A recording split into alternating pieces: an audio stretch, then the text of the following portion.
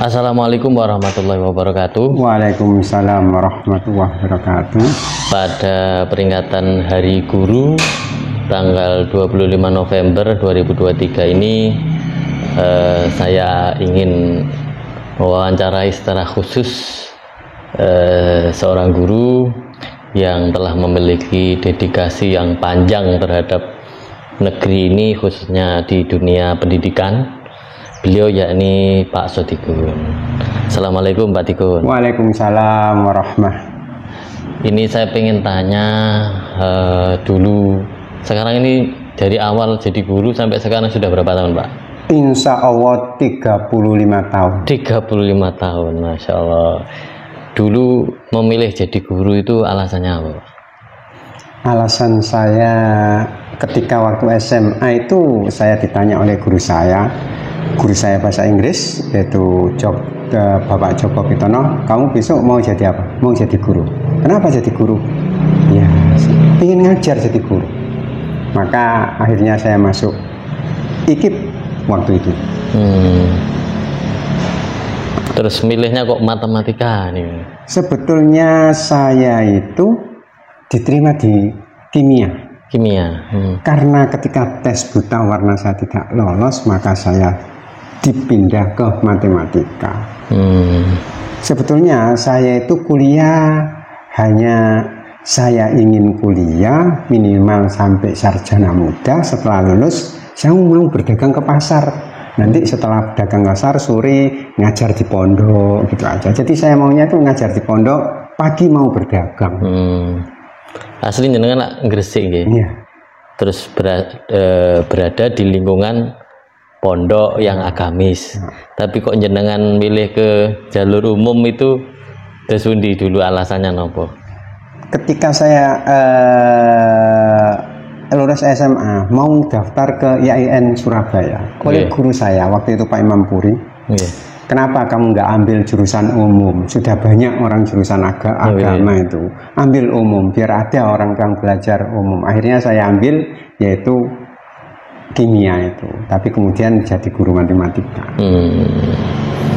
Nah, terus kemudian ceritanya alumni UNESA gitu? Iya, UNESA. IKIP waktu namanya. IKIP ya? Iya. Tahun berapa nih? Masuk saya tahun 84. Oh, 84. Iya. Oh, masih saya usianya 2 tahun. Nah, niku sampai tahun 8 waktu saya ambil D3, jadi 3 tahun saya lulus. Oh, 3 tahun. Nah, setelah lulus, saya itu lulus nggak ada tempat ngajar, coba belajar kerja apa, termasuk pernah saya jadi kuli bertahan cuma seminggu. Akhirnya suatu hari saya itu nyambangi adik dan ponakan mondok di pelosok Peterongan, Rejoso. Nah, pulang dari situ, saya itu ke terminal Jombang, mau pulang ke Gresik, kok ada bis, waktu itu bisnya itu jurusan Babat Jombang. Saya iseng-iseng naik bis dari situ. Kusma Indah nopo Dali Mas. Dali Mas ya. Waktu bisnya bagus sehingga saya tertarik. Nah, kemudian di tengah jalan kok ada sekolah loh, SMA Negeri Ngimbang, sekolah baru berdiri, gedungnya baru 5 kalau nggak salah. Saya langsung turun situ, anak-anak baru pulang sekolah itu. Terus saya masuk, Pak, ini sekolah baru. Iya, bisa, boleh saya ngajar di sini, mau GTT. Waktu itu kepalanya almarhum Pak Mitro orang Jombang. Oh boleh, tidak masuk kantor sama Pak Mitro, ayo ke kantor. Mau GTT ya, mau ya, besok tanggal berapa, 2 Januari 88 masuk ya. Akhirnya saya jalani. Begitu selesai ngajar 1 bulan, berapa gajinya waktu itu Pak? Berapa?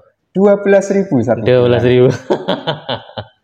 Untuk kos 30.000 langsung. Kosnya 30.000. 30.000. Gajinya 12.000. Nah itu. Akhirnya saya, ini mau saya tinggal, tapi sudah komitmen ngajar, saya jalani. Akhirnya saya jalani, karena saya suka main ke masjid. Di masjid itulah saya bertemu teman namanya Pak Dofar, orang Sindangrejo. Jadi saya waktu itu omongan di Masjid Sindangrejo Ngimbang sana. Akhirnya dari situ, akhirnya saya tidak kos. Tinggal di rumah Pak Dhofar yang kosong. Kalau saya tidak ngajar, bantu dia jualan di pasar. Kalau tidak ngajar di pasar Legi keliling. Dari situ saya dapat makan. 12. Nah, lumayan ya. Lumayan. Tidak sampai ngelong. Tidak berkurang sama sekali. Iya.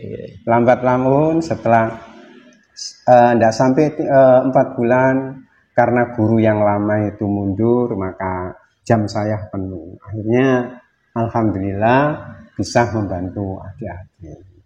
Tahun berapanya? Sekitar 88. Sampai? Saya waktu itu GTT di Ngimbang setahun setengah.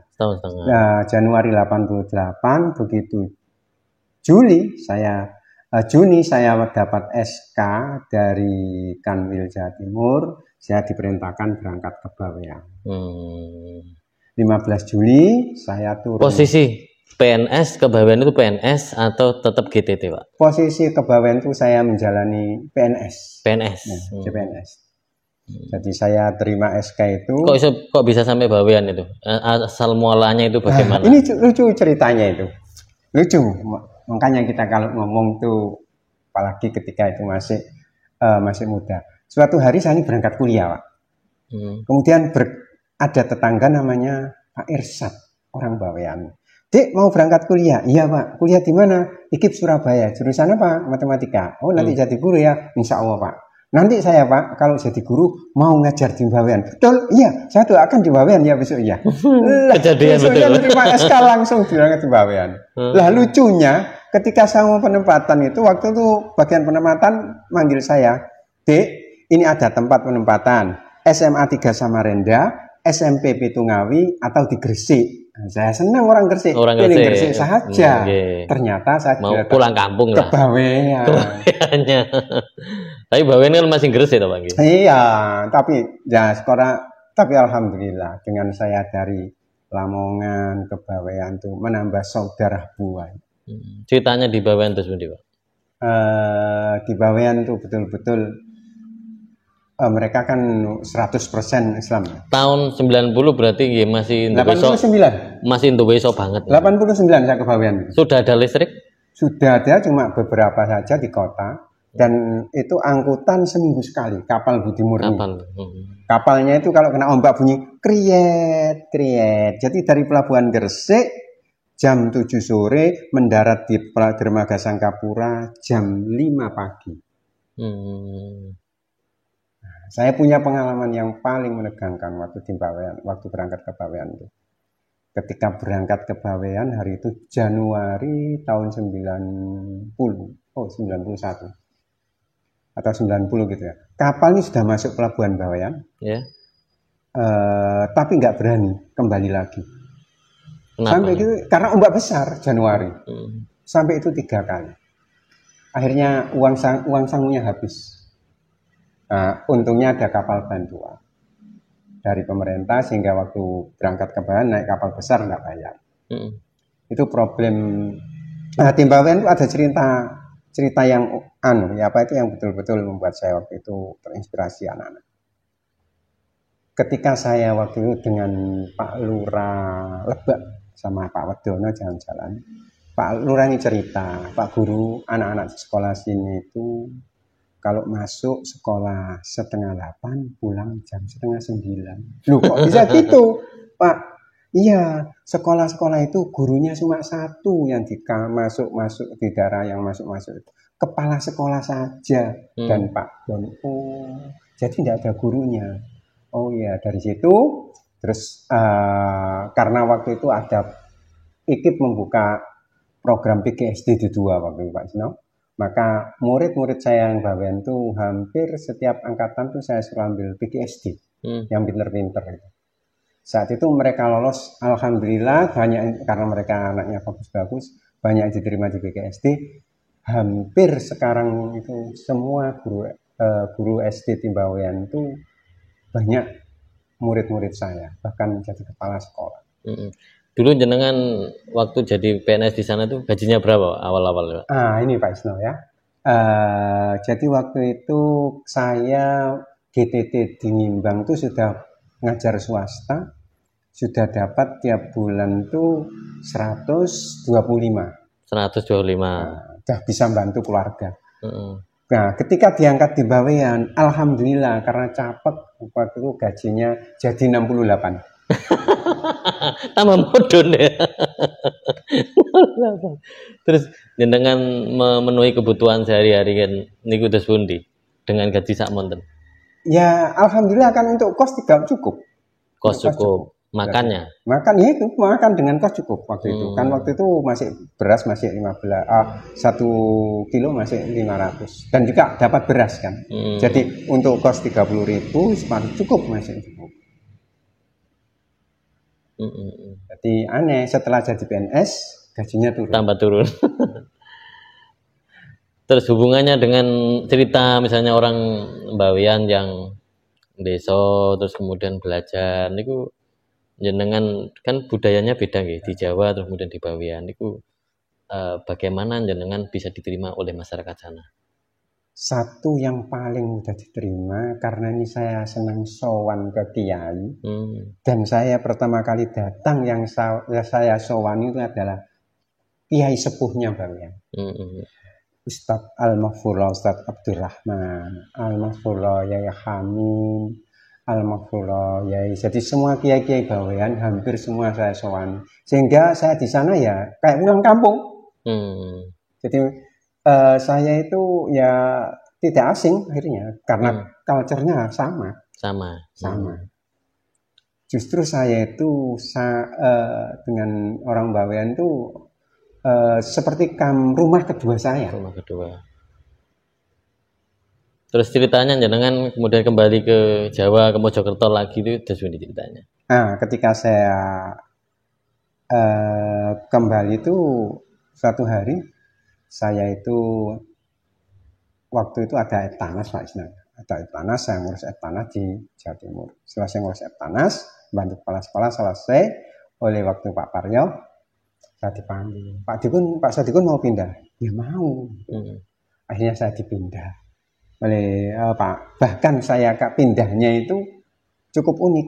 Kalau orang-orang pindah itu sulitnya bukan main. Saya cukup pindah itu datang ke SMA 4, SMA 3 Mojokerto ini diberi surat. Terus saya langsung besoknya saya ke kepala sekolah saya, kebetulan dia di Jawa. Langsung diajak ke Kanwil. Setengah jam SK pindah saya jadi. Jadi, enggak pakai bayar? Enggak pakai. Kemudian pindah gaji, saya pindah di Mojokerto, gaji saya sudah di Mojokerto. Itu pun saya harus hari itu juga sampai yang almarhum Pak Wujud tuh gereng-gereng, guru cilik kok pinter ya. Nah, terus Pak Cip almarhum tanya, Pak Sadikun kok ngurus gitu cepat, bagaimana?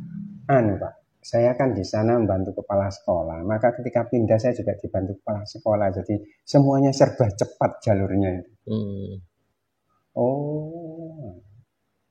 Saya Pak Isno, orang Bawean tuh hebatnya penghargaan kepada guru. Penghargaan kepada itu guru. Ya. Contohnya Deswendi.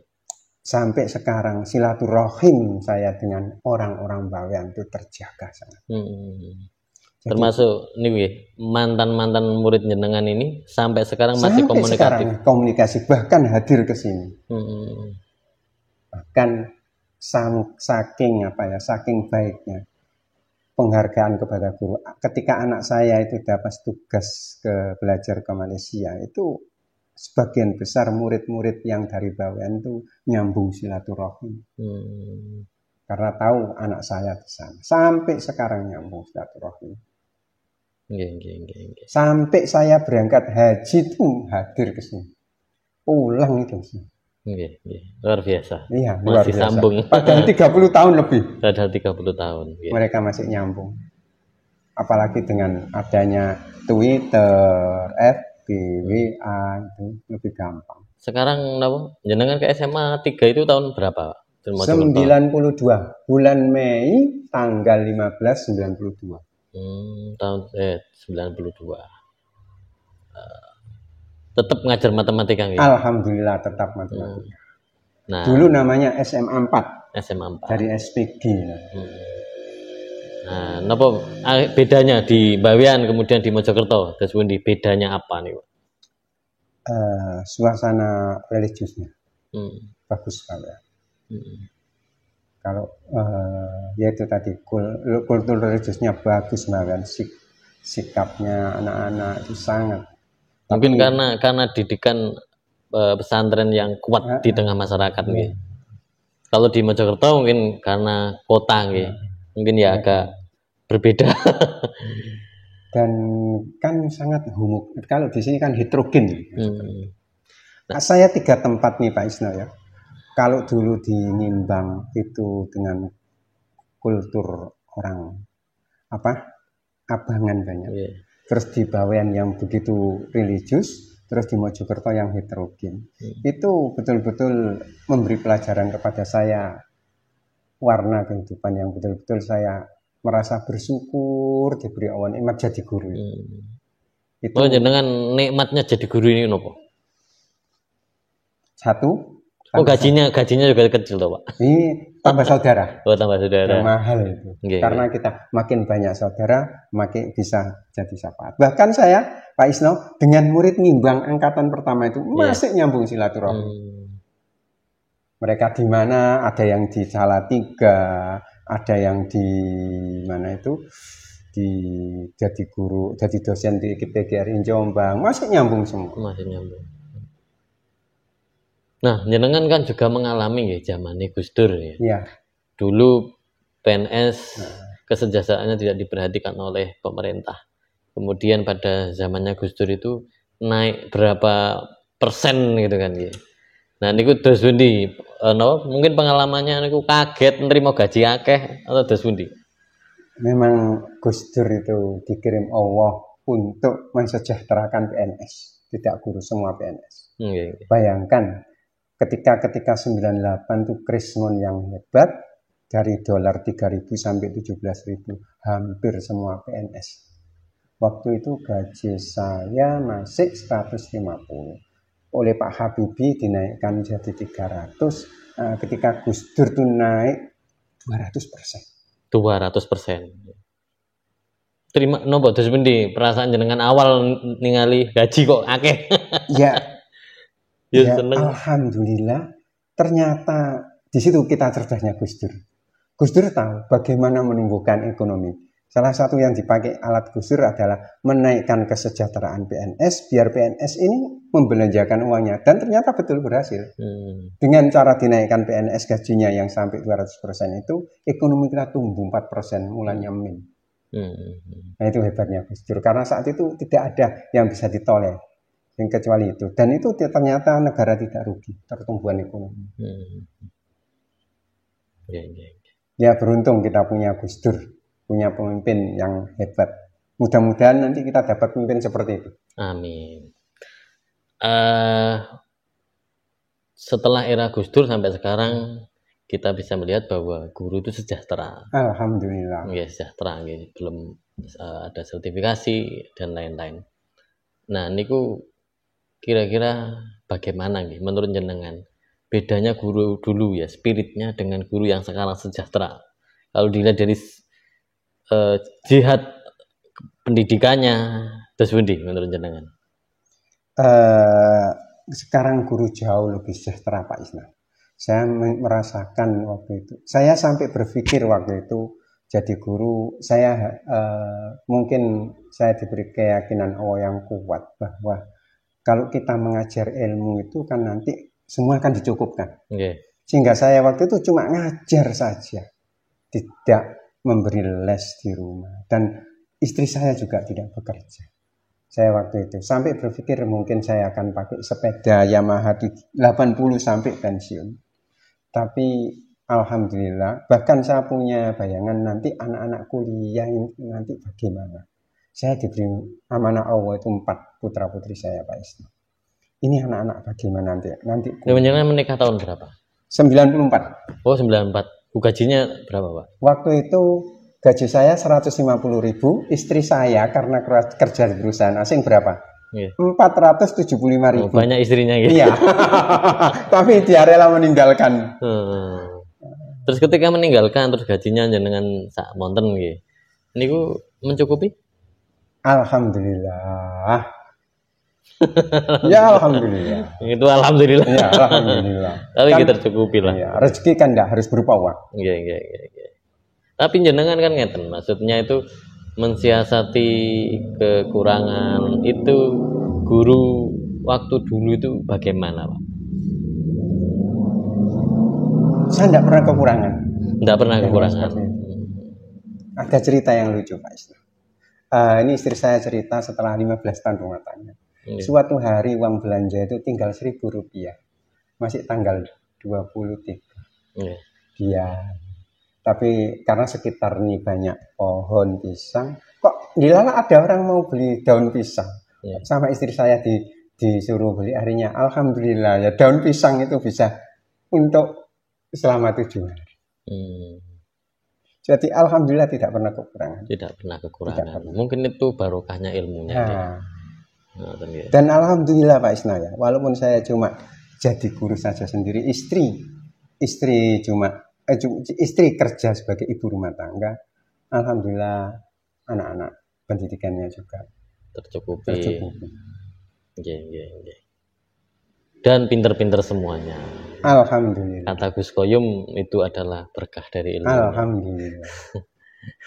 Saya makanya saya jadi guru ini betul-betul dapat nikmatnya besarnya. Alhamdulillah. Di Mojokerto kan jenengan juga dekat dengan kiai.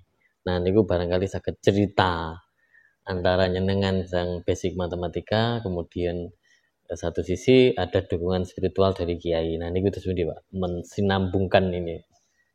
Pak Isno, kita ini orang awam jauh dari Kanjeng Nabi.